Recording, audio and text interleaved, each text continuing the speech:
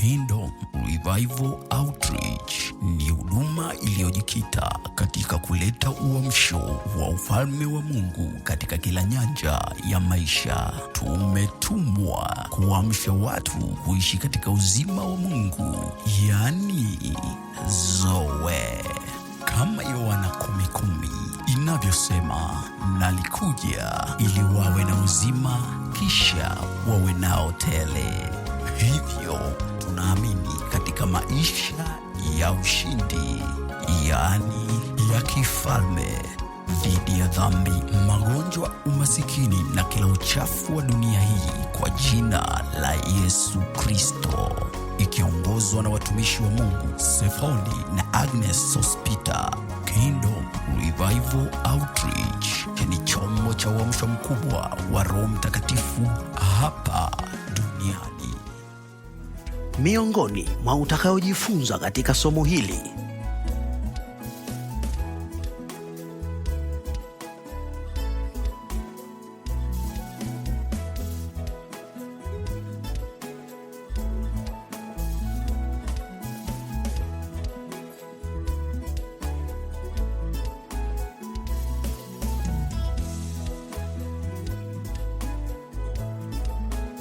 karibu wake ya kuokoka ni nini?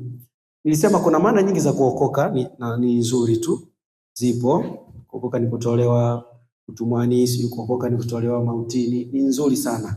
Lakini mimi nitaangalia maana moja kubwa ambayo ndio kwangu mimi, kwa utafiti wangu, ninaona ni essence au ndio chimbuko sana, au ni kitu ambacho watu wakikijua kwa undani, wakakielewa vizuri, kitasababisha maisha yao yawe na maana, na kitasababisha watu watembee katika ule uhalisia au ule ubabe ambao Mungu alikusudia uwe. Pamoja na maana nyingine nzuri za kuokoka ambazo na appreciate kabisa, ni nzuri na wala hakuna shida, lakini nataka tushughulike sana na hii. Kuokoka ni nini? Kuokoka ni kuzaliwa mara ya pili. Hiyo ndio tutaangalia sana. Kuokoka ni kuzaliwa mara ya pili, au kuzaliwa upya, au kuzaliwa na Mungu. Sasa kuzaliwa mara ya pili ndio nitafafanua tunazaliwaje, ndio kwa kuzaliwa na Mungu tutaenda kuona. Tukiishia tu hapo, kuokoka ni kuzaliwa mara ya pili. Kuzaliwa, hilo neno kuzaliwa ndio kubwa zaidi, ndio neno lilobeba New Testament. Yaani Agano Jipya limebeba kwenye hiyo siri ya kuzaliwa mara ya pili, limebeba kwenye hiyo siri ya kuzaliwa. Kwa sababu ukiongea kuokoka kwa maana nyingine, unaweza kusema hata wana Israeli waliokolewa wakati ule, labda mfano wameambiwa pakeni nani damu kwenye miimo ya milango, wakaokolewa kutoka kwenye mapigo. Kwa maana ya kuokolewa ya kawaida tunaweza kusema huko ni kuokolewa, lakini sio kuokolewa katika ambako Yesu alikuleta kwenye Agano Jipya. Huko kuokolewa ni kuzaliwa. Kule ni kama waliokolewa tu, walilindwa sinani, lakini bado walikuwa ni wale wale. Ndio maana Mungu akasemaje? Akasema nitafanya Agano Jipya, kwa sababu lile agano walilivunja, lilikuwa bado halina nguvu. Paulo anasema kitu kikubwa sana kwenye kitabu cha Warumi sura ya 7, nitakusomea. Anasema hivi: sheria ilikuwa nzuri sana, it was perfect, lakini mimi nilikuwa mtu wa mwilini, nimeuzwa dhambini. Maana yake sheria haikuweza kunibadilisha. Ndio maana kusoma Wagalatia 3:21 anasema hivi: the law, sheria haikuweza kutoa uzima. Kama kungekuwa na sheria inaweza kutoa uzima, basi wokovu ungepatikana kwa sheria. Kwa hiyo sheria ilikuwa ni nzuri, it was perfect, ilikuwa ni wa viwango vya juu. Paulo anasema hivyo kwenye, ngoja tusome tuone kidogo, ni Warumi sura ya 7. Warumi sura ya 7. Sisi ni watu wa neno, kwa hiyo hatuachi kusoma, tutasoma sana neno.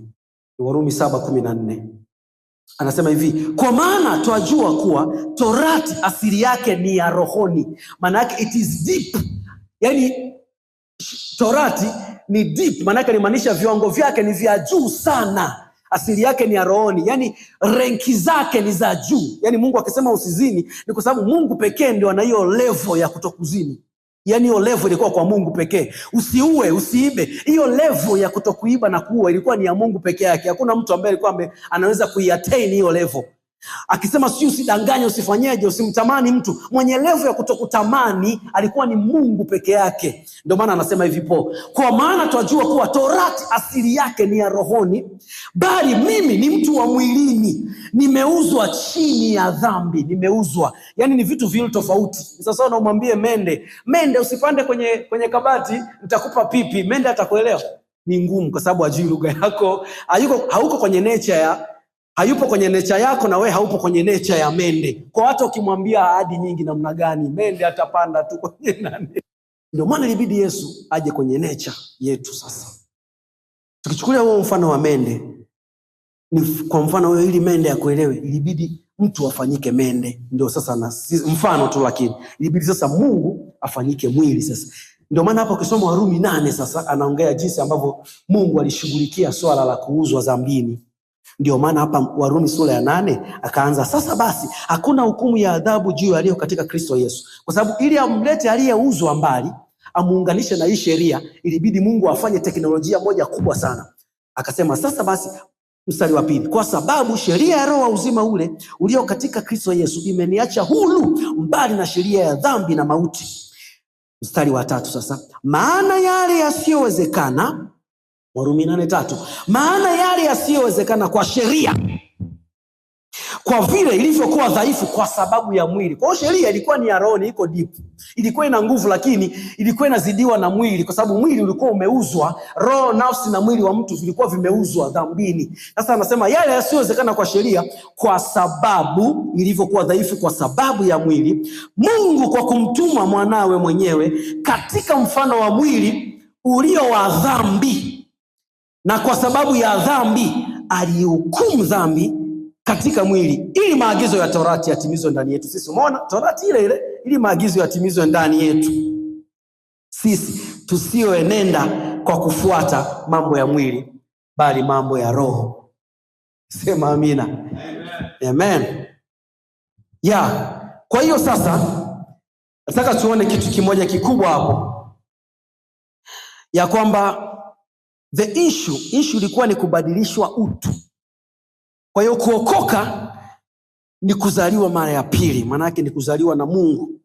Ilibidi tufe kwanza kiuhalisia. Nilisema wiki iliyopita, Mkristo kiuhalisia kabisa, tukienda, kwa sababu kuna kweli na kweli yote. Kiukweli Mkristo ni mtu aliyesamehewa, ni kweli.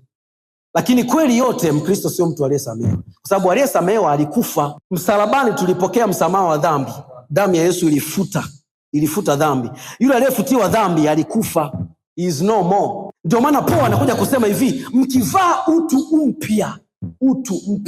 utu mpya ulipatikana kwenye kufufuka kwa Bwana Yesu. Kwa hiyo tulikuwa tunashughulika na hii issue, lazima tujue tunashughulika kwa level ipi. Kwa mfano mimi naenda kumshuhudia mwenye dhambi au mtu aliyeokoka hivi karibuni, ni kindergarten, nitamwambia lazima uje kwa Yesu akusamehe dhambi nini, akuoshe, ufanyike safi. Lakini nikianza kumfundisha sasa Bible school, nikianza kumfundisha shule ya Biblia ya kwenda ndani sasa ajigundue ni nani zaidi, lazima nimuoneshe kwamba hiki kilifanyika kwa namna hii na hiki kilifanyika kwa namna hii. Msalaba ulifanya hivi, damu ilifanya hiki na hiki, na kwenye kufufuka kwa Yesu kulifanyika hivi na hivi na hivi. Kwa kila kitu kina maana yake kubwa. Kusingekuja kufufuka kabla ya kufa kwa Yesu. Kwa hiyo ni kweli kwamba Mkristo ni mtu aliyesamehewa dhambi, lakini si kweli yote. Kweli yote ni kwamba Mkristo ni kiumbe kipya, hakina historia. There is no history, hakuna historia. Ndio maana akasema ya kale yote yamepita. Yamepitia wapi? Yameishia msalabani. Alafu akasema tazama yamekuwa mapya, na akasema na vyote hivyo vipya vyatoka kwa Mungu. Kwa kuokoka ni kuzaliwa mara ya pili. Kuokoka ni kuzaliwa mara ya pili. Nilisema wiki iliyopita, mtu alikuwa amechanganyikana na dhambi. Kumtenga mtu na dhambi ilikuwa ni issue, kwa sababu asili ya mtu ilikuwa ni dhambi. Ule utu ambao mtu aliumbiwa kwenye Mwanzo 1:26, naenda polepole. Kitabu cha Mwanzo sura ya 1 mstari wa 26, Biblia inasema na tumfanye mtu kwa sura na mfano wetu. Ile sura na mfano wa Mungu, yule mtu aliyeumbwa pale kwenye Mwanzo 1:26, huyo ndio kwenye Mwanzo sura ya 3 aliingia changamoto ya dhambi. Kwa hiyo dhambi ikachanganyikana na huyo mtu. Kwa hiyo ikawa huwezi kumtenga mtu na dhambi, ikawa ni issue, ikawa ni kitu kimoja. Ndio maana Ezekieli 18 anasema kila nafsi itendayo dhambi itakufa. na lazima dhambi ilipwe, na malipo ya dhambi ni mauti. Anasema hivyo kwenye Warumi sura ya 6. Mshahara wa dhambi ni mauti. Umeona? Kwa mshahara wa dhambi ni mauti. Ukisoma Warumi 6:23, Warumi sura ya 6 mstari wa 23. Kwa maana mshahara wa dhambi ni mauti, bali karama ya Mungu ni uzima wa milele. Umeona tofauti hapa? Karama ya Mungu maana yake zawadi ya Mungu ni uzima wa milele katika Kristo Yesu Bwana wetu. Kwa yule mtu wa Mwanzo 26 alikufa. Yaani ukiwa umeokoka wewe sasa, Yesu alivyokufa maana yake yule alichukua, tumeimba alichukua dhambi zetu, maana yake alifanyika sisi. Kwa Yesu alifanyika mtu. Yesu akafanyika dhambi, maana yake akafanyika ile asili yenyewe ya dhambi. Ukisoma kitabu cha Wakorinto wa pili sura ya 5, Korinto wa pili sura ya 5 mstari wa 21. Yeye asiyejua dhambi alimfanya kuwa dhambi. Wakorinto wa pili 5:21. Yeye asiyejua dhambi alimfanya kuwa dhambi. Sio alibeba tu dhambi, alimfanya kuwa dhambi. Kweli ni kwamba Yesu alibeba dhambi, ila kweli yote ni kwamba Yesu alifanyika dhambi. Kweli ni kwamba Yesu alibeba dhambi, lakini kweli yote ni kwamba Yesu alifanyika dhambi. Alifanyika ile essence of sin. Yesu alifanyika ile nguvu yenyewe ya dhambi. Yaani Yesu alifanyika ule uzinzi wenyewe. Yesu hakubeba tu uzinzi, alifanyika ule uzinzi, ile nguvu yenyewe, ile inayo control watu kuzini, ile nguvu. Yesu ndo alifanyika. Kwa sababu gani? Mtu alikuwa ameingia kwenye hiyo nature. Kwa hiyo ilibidi Yesu aje kwenye ule mfumo, alafu ule mfumo kwa sababu mshahara wa huo mfumo ni mauti, ndio maana ikabidi yafe.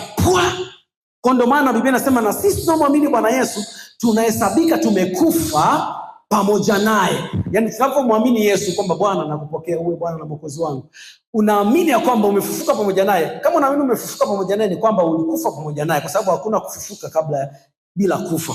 Kwa kwenye kufa kwa Yesu maana yake ni kwamba dhambi na ile asili ya kale, ile asili ya Mwanzo 1:26, ile asili iliishia msalabani.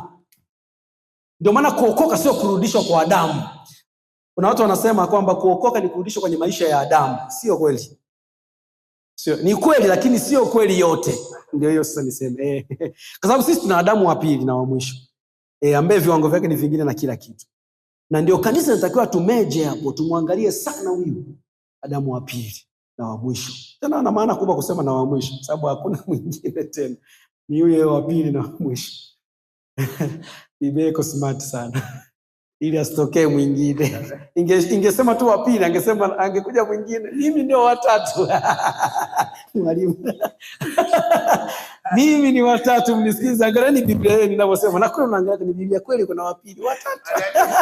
Kwa hiyo ikabidi waifunge kabisa kwamba ni wa pili na wa mwisho. Silete mchezo. Na hiyo ndio Injili. Ndio maana Paul anasema neno la msalaba kwa wanaopotea ni upuuzi, lakini kwa tunaookolewa ni nguvu ya Mungu. Ni nguvu kwa sababu nguvu ya shetani, Biblia inasema the sting of death is sin. Sting ni maana yake ni, anasema kwenye kitabu cha Wakorinto wa kwanza sura ya 15 mstari wa 55, kuu wapi ewe mauti kushinda kwako? Wapi ewe mauti uchungu wako? Uchungu wa mauti ni dhambi. The sting, uchungu wa mauti ni dhambi. Ndio kama nitaka kusema kwamba nguvu aliyokuwa anaitegemea shetani kuua au kumsababisha mtu afe au aende mbali na Mungu. Kufa inaweza ikawa sio tu maana ya kufa kitu kifiziko kawaida na kufa vifo vingine. Maana yake ni dhambi. Sasa kama Yesu aliondoa ile nature ya dhambi, kwa shetani hana tena uchungu ambao unaweza sababisha kuweka ili kuweza kusababisha kumuonea mtu. Sababu uchungu wa mauti ni dhambi. Lakini kama dhambi imeshashughulikiwa, there is no that hicho kitu. Kuna kitu kingine ambacho Yesu alikileta. Kinaitwa uzima wa milele, uzima tele. Kwa kwenye kuzaliwa mara ya pili au kuokoka ni nini au wokovu ni nini? Wokovu ni kuzaliwa mara ya pili. Kwa nilikuwa natoa tu summary ya kwamba yule mtu wa Mwanzo 1:26 aliishia msalabani. Yule mtu wa Mwanzo 1:26 aliishia msalabani. Narudia tena. Mtu wa Mwanzo 1 ndio mfanye mtu kwa sura na mfano wake. Aliishia msalabani. Kanisa litakiwi kufundisha kupitia yule mtu wa Mwanzo 1:26.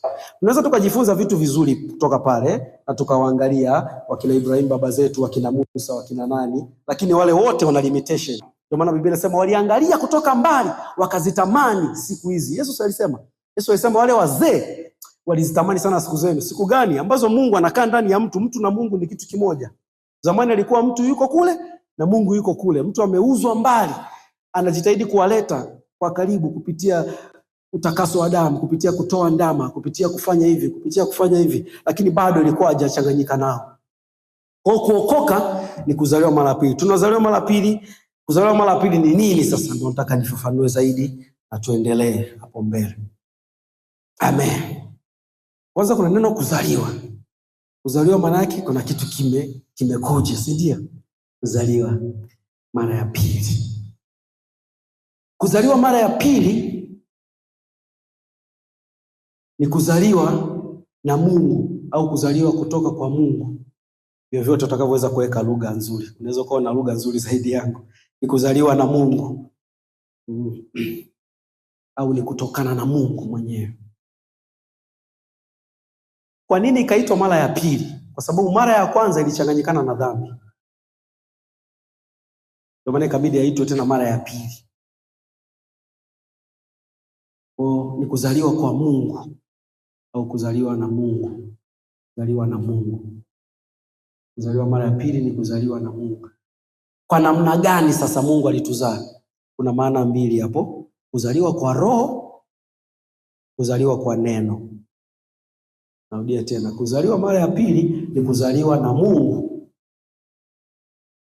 Ambako kuzaliwa na Mungu ni nini maana yake? Ni kuzaliwa kwa neno au kuzaliwa kwa roho. Zote mbili. Kuzaliwa kwa neno na kuzaliwa kwa roho ndio kuzaliwa na Mungu. Zote mbili. Kuokoka ni kuzaliwa mara ya pili au wokovu ni nini? Wokovu ni kuzaliwa mara ya pili. Kuzaliwa mara ya pili ni nini? Kuzaliwa mara ya pili nini? Ni kuzaliwa na Mungu.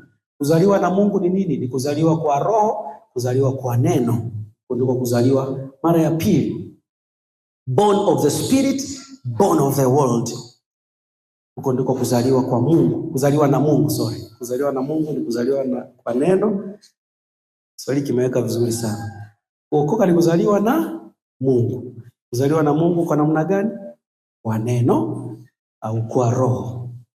Kuzaliwa vyote kwa neno na kwa roho. Yesu alipoingia kaburini, aliingia kama mwenye dhambi. Kwa hiyo ilibidi Mungu aje na teknolojia kubwa zaidi ya kumtoa Bwana Yesu kule chini. Na Yesu akatoka na ushindi kwa sababu alichukua funguo za mauti na funguo za kuzimu.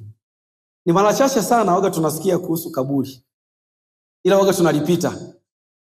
Tukiwa tunasimulia, mara nyingi tunasimulia habari za msalaba. Naongea sio kama namlaumu yoyote, no. Naongea tu kwa maana ya kwamba ni wote jambo la kujichallenge wote, kwa sababu najua kila kitu kina umuhimu. Mara nyingi sana waga tunaongea msalaba na pia kufufuka wakati mwingine. Kaburi ni walimu wachache sana waga wanalishughulikia kaburi. Kwa sababu pale pia kuna vitu vingi sana pale viliendelea. Kwanza kuna siri moja kubwa. Daudi anasema hivi, haukuacha mwili wako upate uharibifu, kuoza. Kuna siri pale kubwa. Kwa nini Yesu hakuoza? Very great mystery.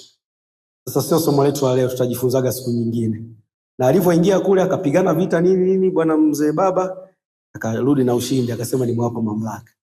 Kwa hiyo tunamshukuru kwa yote. Kwa hivyo alipokufa Bwana Yesu alikufa kama dhambi. Maana yake ndio sisi tulikufa hivyo. Alafu alipofufuka akafufuka kama kiumbe kipya. Yesu ndio alikuwa mtu wa kwanza kuokoka. Ndio maana Yesu, ukiangalia kuna level kama 3 Yesu anazifundisha. Level ya kwanza anasema hivi, siwaiti watumwa, nawaita marafiki. Kwa level ya kwanza ilikuwa ni ya utumwa, japokuwa ni watu waliowaita. Level ya pili ni ya rafiki. Zote hizi level mbili ilikuwa Yesu hajafa na kufufuka. Level ya 3 anaokuja kubadilisha Yesu ni baada ya kufufuka. Anasema hivi, anamwambia Mariamu, anamwambia Mariamu baada ya kufufuka, Mariamu alivyomuona, sawa? Pale kaburini akataka kumgusa, akamwambia no na nini, ngoja nitije hapa kwenda kwa baba na vitu kama hivyo. Akamwambia nenda, akamwambia ndugu zangu. Ndio mara ya kwanza Yesu anatumia neno ndugu. Fuatilia vizuri. kabla hajafa na kufufuka alitumia maneno marafiki nini, kwa sababu ndio the best thing. Ndio maana hata nani, Ibrahimu akaitwa rafiki wa Mungu. Yaani kwa Mungu, kabla ya msalaba na baada ya msalaba, the best thing ambayo mtu anaweza akawa kwa Mungu ni rafiki, sio ndugu. Hiyo ndio ilikuwa the best, yani high quality ya mahusiano ya mtu na Mungu kabla ya msalaba na kabla ya kufufuka kwa Yesu. Yani mahusiano makubwa ya Mungu na mtu yalikuwa ni level ya urafiki. Yani hapo sasa Mungu akikuita rafiki, yani ujue wewe bosi umetoboa kwenye maisha. Yani umetoboa. Hiyo ndio ilikuwa level ya juu. Lakini baada ya kufufuka kwa Yesu akatoka kwenye level nyingine ya hali ya juu sana kuliko zote. Ndugu, wana sasa. Maana yake tunashare uzima mmoja, tunashare damu moja, ndio maana tunakunywa damu yake na kula mwili wake. Yesu akasema hivi, hiki ni chakula cha Mungu. Wapendwa, chakula cha Mungu. Hii level ni hatari mkuu. Anasema hivi, baba zenu waliila mana wakafa jangwani. Walikula chakula cha malaika. Yaani malaika wenyewe hawali chakula cha Mungu. Akasema hivi, hiki ni chakula kilicho cha Mungu. Akasema vizuri Yohana 6. Alisema hivi, ukisoma na Zaburi ile 70 ngapi? Anasema hivi, ukawalisha chakula cha malaika, mana wakala chakula cha malaika. Manake malaika hawako kwenye renki yetu sisi tuliozaliwa mara ya pili. Sisi tuliozaliwa mara ya pili tunakula chakula cha Mungu, anachokulaga Mungu, ambao ni mwili wake na damu yake. Kama anakula kiroro atajua yeye, lakini ametuambia chakula chake. Akatuweka kwenye level ya ndugu, akasema kawaambie ndugu zangu. Kwa sababu gani? Yeye tayari alikuwa ni mzaliwa wa kwanza. Biblia inasema mzaliwa wa kwanza wa ndugu walio wengi. Umeelewa sasa? Kwa kuzaliwa mara pili ni kuzaliwa na Mungu. Maana yake ni kuwa katika ile asili ya Mungu. Kuzaliwa na Mungu ni kuzaliwa kwa roho, kuzaliwa kwa neno. Nitakuja kufafanua tu, nitachukua kwa neno tutaenda nalo, baadaye tutachukua kwa roho tutaenda nalo siku nyingine. Lakini nataka tu nifafanue hapa tu. Bado niko kwenye kuweka msingi. Kuzaliwa mara pili ni nini? Ni kuzaliwa na Mungu. Kuzaliwa na Mungu huku ni kupewa asili ya Mungu. Tuko pamoja? Pewa asili ya Mungu au kuzaliwa na Mungu, kuwa na asili ya Mungu mwenyewe. The God himself. Hii ni level ya juu sana. Juzi nilikuwa natafakari hichi kitu tena. Wakati naomba. Kwa nimeamka kama saa ngapi nilikuwa naomba. Natafakari sana hilo andiko la anavyosema mtumishi wa Mungu Yohana pale kwenye waraka wa kwanza wa Yohana sura ya 3. Unajua hili andiko ni kubwa, anasema tazameni ni pendo la namna gani. Unajua alishindwa kuelezea. Unajua hizi lugha, kadri lugha inavyotafsiriwa inakosa uzito ule ambao ulikuwa mara ya kwanza. Sababu wanajitahidi kuweka, alafu wanajikuta sometimes unatafsiri mpaka unafikia ukomo au fikra zako. Sababu angalia, anasema hivi, tazameni ni pendo la namna gani alilotupa Baba. What manner of love is this? Ukikatafakari kale kamstari yako kwanza, kabla hujafika huku tuite wanawake sisi ndivyo tulivyo huko kwanza, hapa kwanza hapa. What manner of love? Yani ni kitu ambacho alikuwa kinamwazisha sana. What manner of love is this? Tazameni ni pendo la namna gani. Hivi mzee alifikiri nini? Yani ilikuwaje? Yani sijui hata, yani nilikuwa naingia mnawaza. Nafikiri nao unapata hiyo picha zaidi pia hata yangu. What manner of love is this? Kwamba tuitwe wana wa Mungu, na ndivyo na anamalizia pale, na ndivyo tulivyo, sio tutakapokuwa baadaye mbinguni. No. Na watu wengi waliokoka hawajui. Watu wengi waliokoka wanapeleka vitu mbinguni, lakini Mungu alivileta sasa hivi. Kuwa wana, ndio maana sisi ndivyo tulivyo. Maana yake ni tuna asili ya Mungu ndani yetu. Tumezaliwa upya, tumezaliwa mara ya pili. Tumezaliwa na Mungu. Sisi ni viumbe vipya. Ndio anachoelezea hapo. Na ndiyo maana ya kuokoka sasa. Kuokoka ni kuzaliwa na Mungu. Maana yake kuwa na asili ya Mungu ndani yetu, kuwa na Mungu mwenyewe. Sasa nichukulie kutoka kwenye somo lililopita kwenda mpaka wakati huu. Nilisema kuna aina nyingi za uzima. Kuna uzima wa mimea, kuna uzima wa mchanga. Ndio maana wataalamu wanasema kuna living and non-living things. Kuna vitu hai na visivyo hai. Lakini ukija kwenye Biblia vyote ni hai. Hata hivyo wanavyoviita non living ni living. Ni living, sema tu kuna uzima wa aina nyingine nyingi. Sasa kuna uzima wa mimea, kuna uzima wa wanyama, kuna uzima wa vitu hivyo vingine, uzima. Sawa? Mtu aliyeumbwa kwenye Mwanzo 1:26 alipewa uzima wa mwanadamu ulio kamili, perfect human life. Hakuwa na uzima wa milele bado. Sababu uzima wa milele uliahidiwa, Biblia inasema ulipotimia utimilifu wa wakati, Mungu akaufunua huu uzima wa milele ambao ndio Yesu, ambao ndio Mungu mwenyewe. Sababu Mungu aliumba kila kitu. Tusome hilo andiko. Wakolosai sura ya 1 mstari wa 16.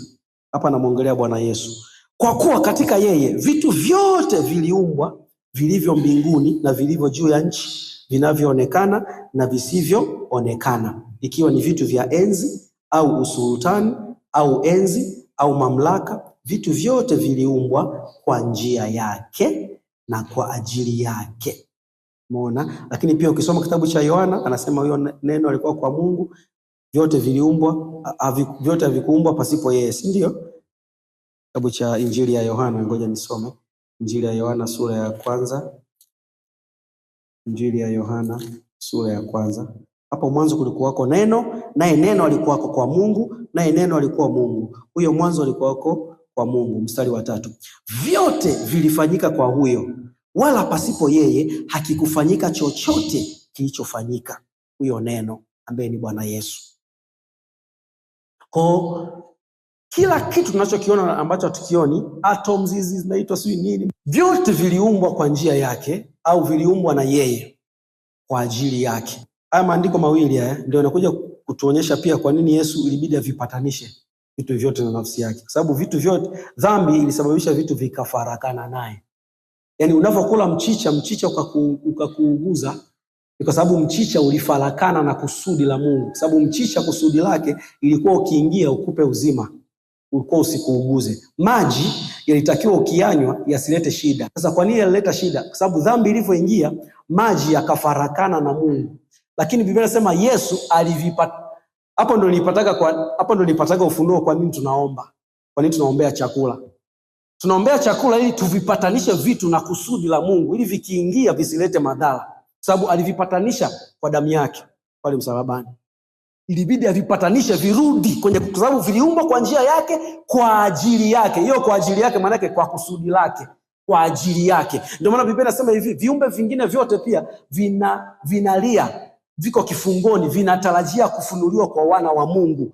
Mwana wa Mungu ni nani? Ni mtu aliyekuwa matured, aliyefundishwa neno akakua. Sababu kila mtu aliyeokoka ni mtoto wa Mungu, lakini mwana wa Mungu ni mtu aliyekuwa, ambaye anaweza kuwa responsible. Ni mtu aliyebeba majukumu ya Mungu kwa ajili ya Mungu. Halilii kwa Mungu huyo mtoto, ila huyo mwana ni mtu ambaye anafanya kwa niaba ya Mungu. Sasa anasema hivi, viumbe vyote hivi ambavyo vilifarakana na Mungu kwenye dhambi vikaacha kutumikia kusudi. Simba akaacha kutumikia kusudi, mchicha ukaacha kutumikia kusudi, mchele ukaacha kutumikia kusudi, mchanga ukaacha kutumikia kusudi, maji akaacha kutumikia kusudi. Biblia inasema kwenye Warumi sura ya 8, vitu hivyo vinalia vikisubiri kufunuliwa kwa wana. Manake mimi nikifunuliwa leo, ninaambia maji stop kutumikishwa na dhambi. Hautaniuguza wewe maji, manake maji nimeyaponya. Maji na yenyewe yanalia kwa sababu yanamuuguza mtu. Yanalia, yanaugua. Kwa nini namuuguza huyu mtu? Typhoid. Kwa hiyo kama mimi nikishapata ufahamu, nimekuwa mwana, afu naambia maji, you stop. Hauna ruhusa ninakuponya. Unapoyaponya maji manake umeyatoa kwenye kilio. Unapoponya mchicha umeutoa kwenye kilio. Vitu vinatumikishwa. Kwani wachawi wanatumikaje? Sio unatumikisha tu vitu. Lakini wewe ukikataa kwa jina la Yesu, hicho kitu hakifanye kazi, manake umekiponya kutoka kwenye kilio. Umeponya mwezi, usitumikishe kinyume chako. Umeponya upepo, usitumikishe upepo, unatumwa kwenda kuua watu. Hao ni watumishi wa Mungu wote wanatumwa. Ndio maana ibidi Yesu ajipatanishe. Sasa kwa nini hivyo vitu vinazidi kuangamiza watu? Kwa sababu wana wa Mungu hawajafunuliwa kama wana bado. Wengi wanaishi kama watoto. Kupaka lipstick ni dhambi, sio dhambi. Kuvaa nini? Yaani tumeishia kwenye vitu vya kitoto yani. Badala twende kwenye watu wazima, tushughulikie issues. Sasa jiulize, umeshughulikia issues kama hizi? Wizara ya Afya haiwezi kukuita. Hata kama wasipokuita mara ya kwanza, ya pili, ya tatu, lakini watasemaga kuna mtu fulani waga anafanya hivi na hivi.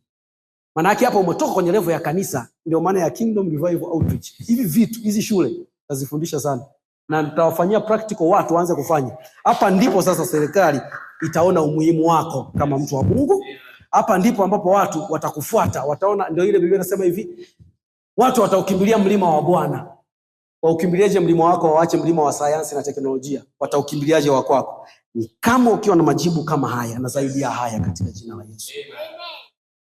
Kwa watu wa Mungu, kuzaliwa mara ya pili maana yake ni kuwa na asili ya Mungu. Sasa nimesoma haya maandiko mawili ya kwamba vitu vyote viliumbwa na Yesu. Kwa sababu gani? Vitu vyote vina uzima wa Yesu. Yesu si ni Mungu? Vitu vyote vina uzima wa Mungu. Sawa? Mchanga una uzima wa Mungu kwa sababu ulitoka kwa Mungu ambaye ni Yesu mwenyewe. Mawe, miti, shikilia neno uzima wa Mungu. The God kind of life. Hicho kitu kama unaandika Kiingereza. Kila kitu kina the God kind of life. Kila kitu kina uzima wa Mungu. Kila kitu, iwe mawe, mchanga, wanyama, kila kitu kina uzima wa Mungu kwa sababu kiliumbwa na Mungu, vilitokana na Mungu vyote. Dhambi ndio ikaja ikafanya iliyofanya, lakini bado na yenyewe bado ina uzima wa Mungu. Dhambi iliupunguza tu utukufu wa Mungu, haikuumaliza. Kwa sababu ingeumaliza utukufu wa Mungu, mchicha ungepunguza 100%, usingekuwa na vitamini. Ile vitamini iliyobaki kwenye mchicha, hata kama kuna dhambi iliingia, ile ni utukufu wa Mungu uliobaki. Kwa hivyo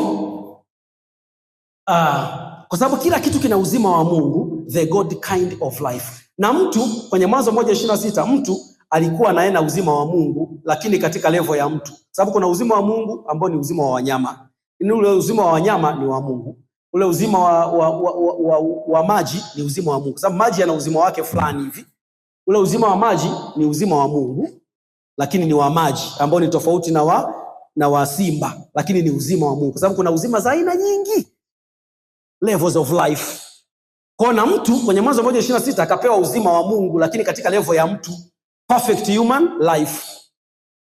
Lakini sio Mungu mwenyewe, sio God life. Kwa sababu kuna the God kind of life na God life. Kwa sababu kwenye kuokoka tulipewa sasa nini? Uzima wa milele ambao ndio Mungu mwenyewe, ambao ndio God life. Sio God kind of life, God life. Yani God himself. Kila kitu kina uzima wa Mungu. Hapa kuna uzima wa Mungu, the God kind of life. Hapa kuna uzima wa Mungu. Kuna uzima wa Mungu wa aina fulani. Kwa pamoja? Kila kitu kina uzima. Mdudu ana uzima wake, kila ni wa Mungu. Na mtu yote ambaye hajaokoka ana uzima wa Mungu, the God kind of life. Ndio ule uzima ulioingia dhambi, ndio unaitwa utu wa kale. Utu wa kale.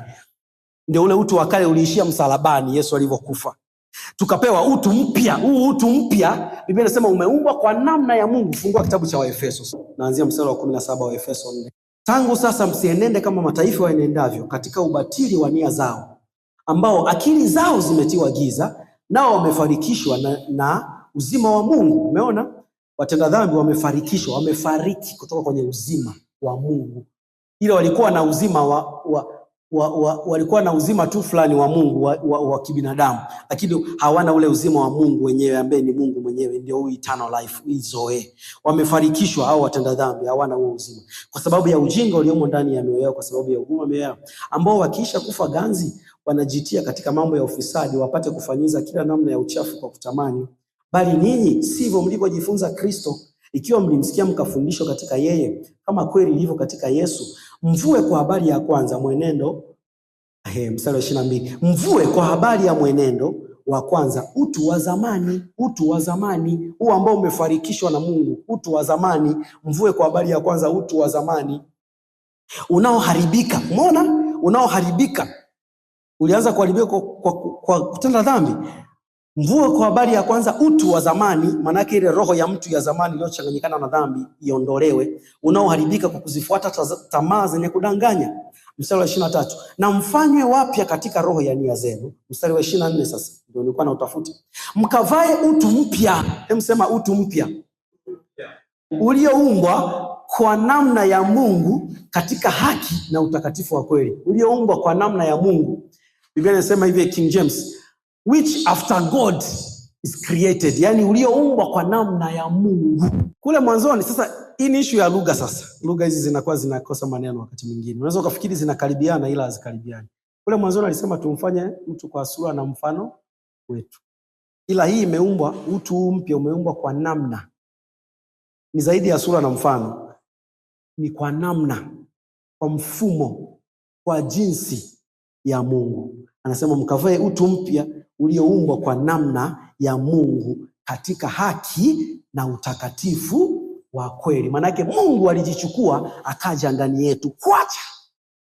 Mara ya kwanza sisi Mungu alituumba, alijifananisha na sisi. Kuna tofauti ya kujifananisha na kuna tofauti ya wewe kuwa ndani yake. Kwa Mungu akaingia ndani ya mtu. Kwa kuokoka ni kuzaliwa mara ya pili, maana yake ni kuzaliwa na Mungu. Kuzaliwa na Mungu ni nini? Kuzaliwa na Mungu ni kuzaliwa kwa roho, kuzaliwa kwa neno. Nitakuja kufafanua yote hayo mawili. Bado niko nafundisha tu ule msingi tu kidogo. Kwa hiyo mkavae utu mpya ulioumbwa kwa namna ya Mungu katika haki na utakatifu wa kweli. Nimesema mimi nimeokoka. Mimi nina utu mpya. Mimi ni kiumbe kipya. Ninakataa kuonewa na dhambi. Ninakataa kuonewa na magonjwa. Ninakataa kuonewa na umaskini. Nimeumbwa kwa namna ya Mungu. Ninatazama kama Mungu anavyotazama. Ninaongea kama Mungu anavyoongea. Nina shauku za kiungu. Hayo ndio ya maneno yako ya kukiri kila siku. Kiri. Hii huduma ni ya kukiri sana. Wanajua hata wakina Selina. Yaani ni kukiri. Kwa hiyo tusichoke kukiri kile Mungu alichotuwekea tuwe. Nimekuja kugundua kwenye Agano Jipya, issue ni kuwa na conscious, tunaita Kiswahili. Kuwa na, ndio maana Biblia inasema sehemu nyingi sana, au hamjui? Angalia maeneo yote, kapigie mstari kaasome tena leo. Soma vizuri. Utagundua Paulo hata katika issue ya dhambi alikuwa ashughuliki na Wakristo kama tatizo lao ni dhambi, sio dhambi. Kaangalia vizuri. Tatizo la Mkristo sio dhambi. Consciousness, kujua. Ndio maana anasema au hamjui. Anawaambia kwa sababu kanisa liliokuwa wazinzi sana ni nini? Wa Korinto. Lakini anawaambiaje? Amerudia neno mara nyingi sana, ndio maana nimesema kapigeni mstari. Kaangalie ni mara nyingi sana, na kwenye Warumi amerudia sana. Anawaambia tu au hamjui? Au hamjui ya kuwa miili yenu ni hekalu. Yaani maana yake if you come to that knowledge, kwa sababu issue ni kwamba umeshafanyika upya, wewe ni kiumbe kipya. Issue inayokusumbua sio kwamba una tatizo hilo, no. Ni issue ya kujua, yani kutambua, kuwa aware. Hivi kumbe nipo hapa, kuna hivi naangaika, kumbe kuna viti bana. Wakati huo kumbe upo hapa kuna viti na ujui, kwa sababu kujua huko kunaletwa na nuru ya Kristo. Kwa vitu vingi sana Paulo anashughulika kikawaida sana. Tofauti na pengine hata wakati mwingine sisi tunavyoshughulikia hivyo vitu wakati mwingine. Sisi wakati mwingine tunashughulikia kwa ukali sana, mpaka kuonyesha kwamba kuna likitu halisi, kuna linini. Lakini Paulo alishughulika na hivi vitu kwa namna tu fulani hivi, kiangalia vizuri. Au hamjui ya kuwa. Umeona? Na vitu kama hivyo. Ndio maana hapa akawaambia hivi, mvue kwa mwenendo, kwa habari ya mwenendo. Ukiangalia mstari wa 22. Hao watu waliokuwa wanawaambia kwenye Waefeso walikuwa wana changamoto ya mwenendo. Kwa hiyo akawaambia hivi, kwa habari ya mwenendo mvue tu kwa habari ya utu wa kwanza. Kwa sababu utu wa kwanza nyie hamna. Ila kwenye mwenendo wenu mnaishi kama mwenendo wa utu wa kale. Sasa akasema hivi, kwa habari ya mwenendo, sio kwa habari ya utu. Kwa habari ya mwenendo mvue.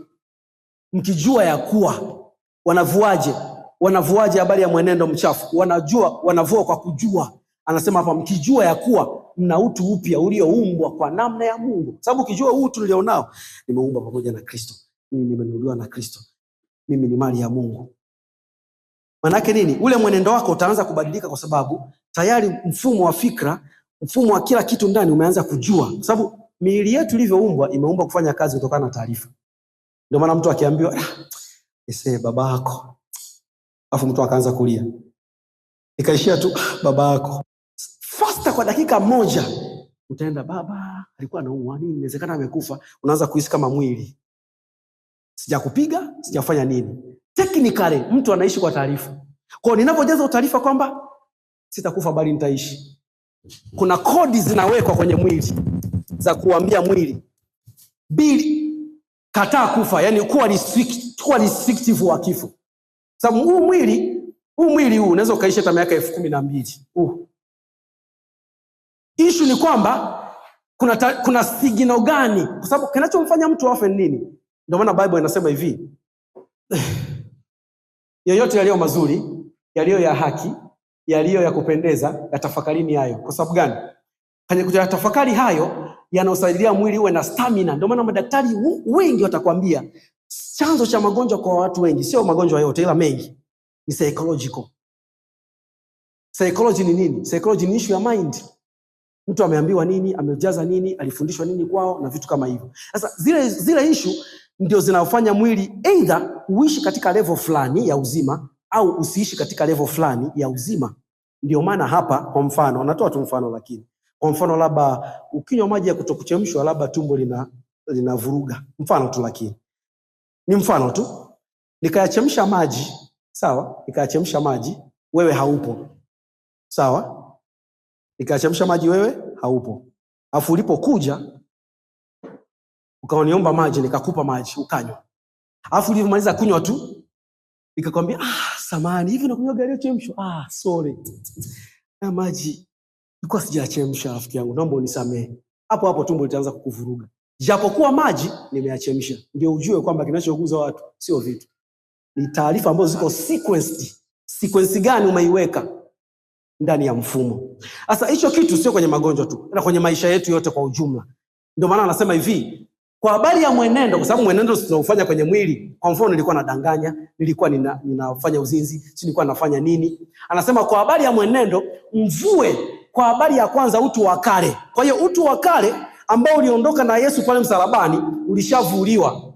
Lakini kama mwenendo wangu hauendi sawa sawa na maisha ya Kristo, issue yangu sio utu wa kale, kwa sababu utu wa kale ulishaondoka. Issue yangu ni kucheza na mindset yangu, ni kujulisha ufahamu wangu na mwili wangu ya kwamba mimi nimenunuliwa na Bwana Yesu. Damu ya Bwana Yesu ilinitakasa. Nimezaliwa mara ya pili. Mimi ni kiumbe kipya, nimezaliwa na Mungu. Mungu waga hatendi dhambi, Mungu waga ongei uongo, Mungu waga hazini, Mungu waga nini. Kwa hiyo nikianza kuambia ile ufahamu wangu na mwili wangu, mwili utaanza kurespondi, mwenendo wangu utaanza kwenda sawa sawa na Injili. Kama umenielewa sema amen.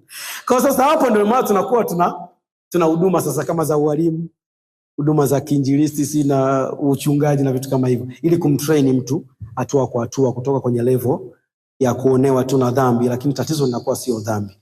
Tatizo linakuwa tu ni training. Ndio maana mimi naheshimu sana mafundisho sana.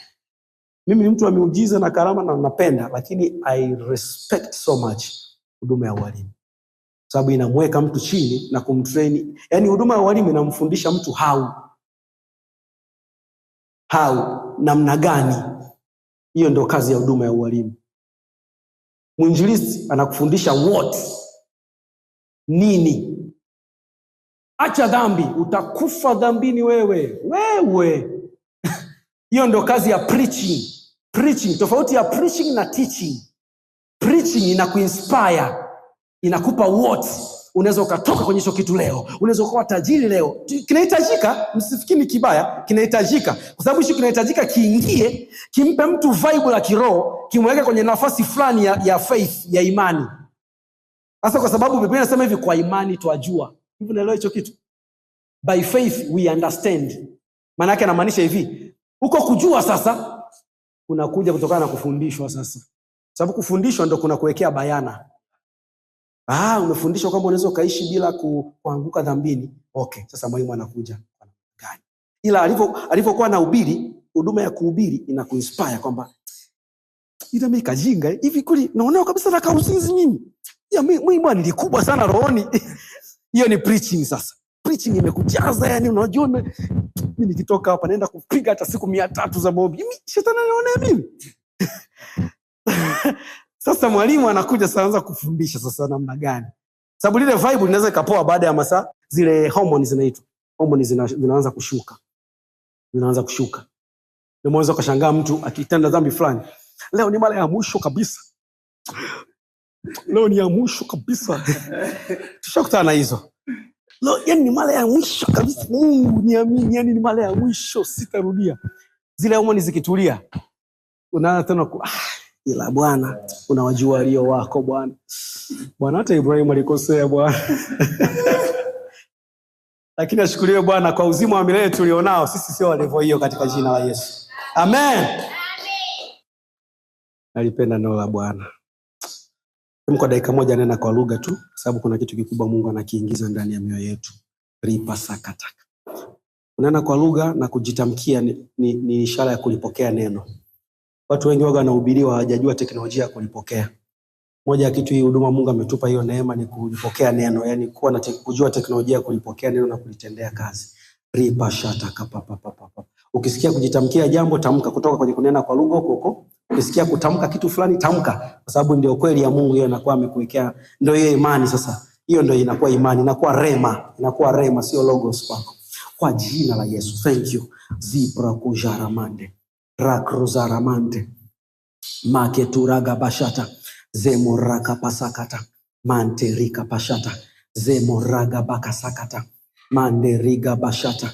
Zemoraka pasakata.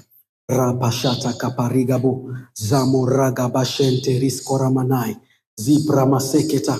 Karana bashanta rirabu. Zora masekete kerida. Ninakataa kuonewa na mambo ya dunia hii. Hakuna. Mimi niko juu sana. Nimeketishwa pamoja na Kristo katika Mungu. Maseko rabashata. Nimezaliwa na Mungu mimi. Niko juu ya uonevu wa shetani. Niko juu ya magonjwa. Niko juu ya mauti. Katika jina la Bwana Yesu. Kama Yesu alivyosema ya kwamba nina uwezo wa kutoa uhai wangu na kurudisha. Ndivyo na mimi nilivyo hivyo. Ndivyo na sisi tulivyo hapa. Katika jina la Yesu. Ni kama Paulo alivyoutoa yeye mwenyewe kwa kutaka. Ni kama Yohana Mbatizaji Bwana. Walimweka kwenye pipa la lami sio la nini, bado akarudi. Walimkata mikono ikarudi. Kwa sababu alikuwa na revelation kubwa sana ya uzima. Mungu, huu uzima ndio leo tupo kwenye kuzaliwa mara ya pili. Tunakataa kuwa wanyonge. Sisi ni msaada kwa dunia. Sisi ni msaada kwa dunia. Kila mmoja wa Kingdom Revival Outreach ni msaada wa dunia kwa dunia hii. Ripa shataka zana mandorata. Sisi tumezaliwa na Mungu, ni zaidi ya wanyama. Uzima wetu ni zaidi ya wale watu wengine ambao hawajaokoka. Ndio maana Yesu akasema tutaweka mikono juu ya wagonjwa. Huu uzima tuliopokea, Kiingereza tunaita ni disease killer. Ni muuaji wa magonjwa huu uzima. Huu uzima ni muuaji wa umasikini. Huu uzima ni muuaji wa mauti. Yaani mauti ikiuona huu uzima wa milele ulionao, yenyewe ndio inaona kifo. This is the disease killer. This life is death killer. This life is poverty killer. Uzima wa milele tuliopokea. Kwa sababu kuzaliwa mara ya pili ni kuzaliwa na Mungu. Tulivyozaliwa na Mungu tukapewa uzima wa milele. Nitafundisha zaidi kwenye uzima wa milele, nitaenda tena deep sana. Kwa hiyo huu uzima ni muuaji wa magonjwa. Waga hauna compromise huu uzima. Ukishaudaka tu sehemu fulani au unaga eti tumetoka ngoma draw. Hakuna cha ngoma draw. Yaani inaua moja kwa moja, inaondoa. Huu uzima ni sin killer, ni uuaji wa dhambi. Ndio maana kuna watu na wewe na mimi ni shahidi wako, mara nyingi sana wako wananiambia unashindwa kujua vijana na ukaje kwenye uzinzi. Sababu gani? Umepata revelation kubwa ya uzima wa milele. Uzima wa milele ukaua dhambi, disease killer. Yaani unashindwa kujua how. Ndio maana Paulo akasemaje? How can we live in sin?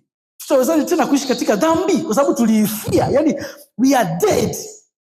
Unashindwa kuimagine. Ni kama ambavyo nikwambie kuimagine kuwa mende. Unawezaje kuwa mende? Ndio hivyo sana anavyosema Paul. Tutawezaje tena kuishi katika dhambi? Kwa sababu gani? Tuko kwenye realm nyingine. How I wish injili iwafikie watu wengi sana. Sana. Umehubiri injili kama hii, utahangaika kuombea watu wajaze roho? Uhangaiki. Utahangaika kuombea watu waponywe? Dakika 2 tu. Kwa neema yake lakini. Kwa sababu gani? Tayari imani zimeshajengwa ndani yao ya kwamba mimi ni mtu fulani ndani ya Kristo. Mimi ni kiumbe fulani ndani ya Kristo. Unahitaji kuhangaishana na watu kwamba acha dhambi fulani. Wanajua, yani mtenda dhambi, uzuri ni kwamba Mungu hasa kwa watu waliookoka wana akili, wanajua kabisa hichi kitu tunachokifanya sio sahihi. Tumeitwa tuhubiri gospel. Sababu gospel ndio cure, gospel ndio dawa ya dhambi. Hatuje tukemee dhambi. Naposema tusikemee dhambi simaanishi tusiseme kwamba hichi kitu sio kibaya, no. Tunaweza tukasema hichi kitu kibaya, lakini sio major, sio major. Sio jibu la kumtoa mtu kwenye dhambi. Sababu jibu la kumtoa mtu kwenye dhambi ni injili ya Bwana Yesu. Injili ya Bwana Yesu. Ndio maana yule jamaa alisemaje yule? Kale tajiri kale kijana, nimeatimiza yote toka niko mdogo. Na Yesu si nabii, alijua udogo anasema kweli. Sababu angesema uongo angemfumua pale pale. Lakini akamwambia umepelea neno moja. Umepelea neno moja linaitwa mimi. Maana yake alimwambia uza vyote unifuate. Maana yake mimi ndio namperfect mtu.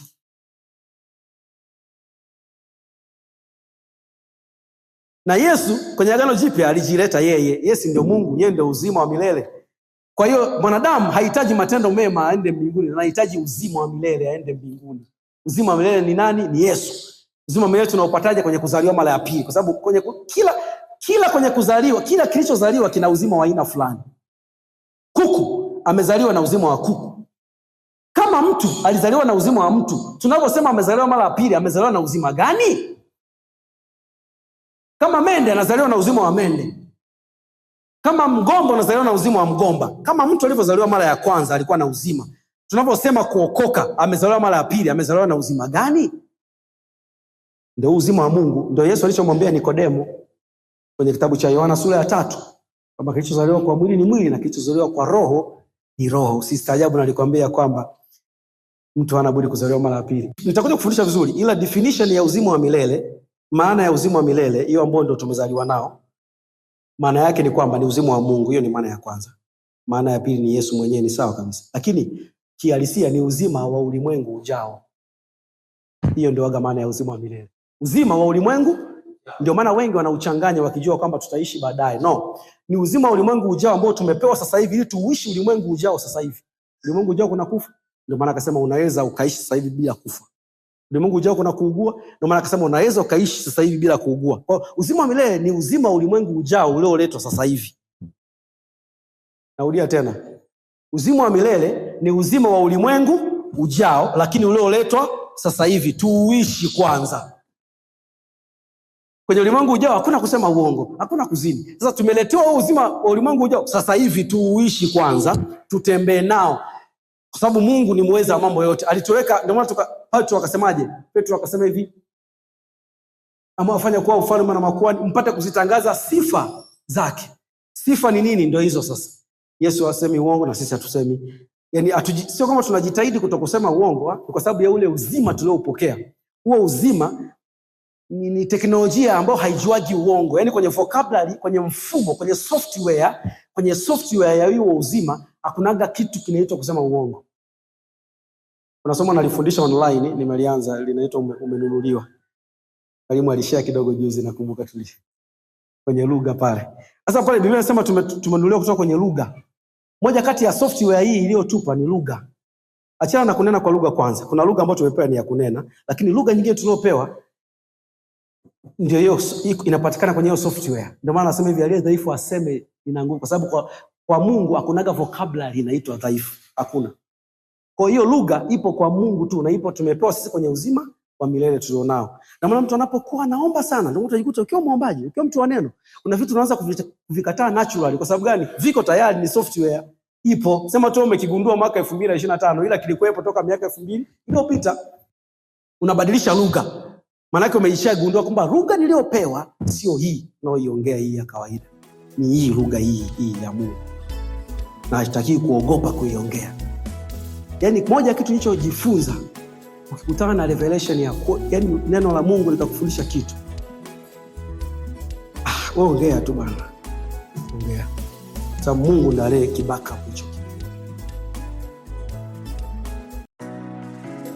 Ili uweze kuokoka, ili uweze kuwa mwana wa Mungu, Biblia inasema hivi, kwa moyo mtu huamini hata kupata haki. Unaamini nini? Unaamini kufufuka kwa Bwana Yesu Kristo. Kwa sababu alivyofufuka kutoka kwa wafu ndio alileta viumbe vipya duniani, alileta uzima mpya. Na unakiri nini? Biblia inasema kwa kinywa mtu ukiri hata kupata wokovu. Unakiri ubwana wa Bwana Yesu. Sasa ili uweze kuokoka, fuatana na misala hii.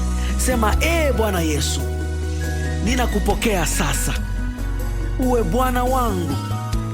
Ninaamini kuwa ulifufuka katika wafu kwa nguvu za Mungu, ili mimi niwe mwenye haki, mtakatifu na kiumbe kipya. Asante Bwana Yesu kwa kuniokoa. Asante kwa kuniumba upya. Tangu sasa mimi ni mwana wa Mungu. Nina uzima wa milele. Ya kale yote yamepita. Tazama yamekuwa mapya. Amen. Kama umekwisha mwamini Bwana Yesu Kristo kuwa Bwana na Mwokozi wa maisha yako, lakini hujapokea kipawa cha Roho Mtakatifu, hujapokea ujazo wa Roho Mtakatifu, mafuriko ya Roho Mtakatifu kwa kithibitisho cha kunena kwa lugha, sasa ni saa yako. Bwana Yesu alisema ya kwamba mtapokea nguvu akisha kuajilia juu yenu Roho Mtakatifu. Sema sala hii kwa imani. Sema: Bwana wangu Yesu Kristo, asante kwa kuniokoa. Wewe ni Bwana wangu. Ninaomba unijaze Roho wako Mtakatifu sasa, kama ulivyosema kuwa ndani yangu kutatoka chemchemi ya maji ya uzima. Ninaomba sasa unijaze ili nitembee kwa ushindi kama mfalme na kuhani hapa duniani. Asante sana Bwana Yesu kwa kunijaza. Ninampokea sasa Roho Mtakatifu. Amen. Anza kunena sasa hiyo lugha mpya Bwana Yesu anayokupa. Pokea bubujiko, utasikia kutokea ndani yako sasa. Hali ya kuomba, usinyamaze, omba tu, fungua kinywa chako, omba. Pokea kipawa cha Roho Mtakatifu, pokea kipawa cha Roho Mtakatifu. Anza kunena kwa hiyo lugha mpya anayokupa Bwana Yesu. Mafuriko ya Roho Mtakatifu yako ndani yako sasa. Kuanzia sasa mito ya maji ya uzima inatiririka ndani yako kwa jina la Bwana Yesu. Amen. Endelea kuomba tu, usiache. Karibu ungane na familia hii ya Kingdom Revival Outreach kwa sadaka yako, maombi, mali, fedha. Tunahubiri Injili mitaani, kwenye vyombo vya habari, mikutano ya Injili, kufikia wasiojiweza katika jamii zetu, na wale waliofungwa na madawa ya kulevya, walioachwa, wafungwa na kazi nyingine nyingi za kusababisha ufalme wa Mungu uenee na uamsho wa Roho Mtakatifu kuwa mkubwa kila kona ya Tanzania na dunia nzima. Mungu akubariki sana unaposhiriki utume huu.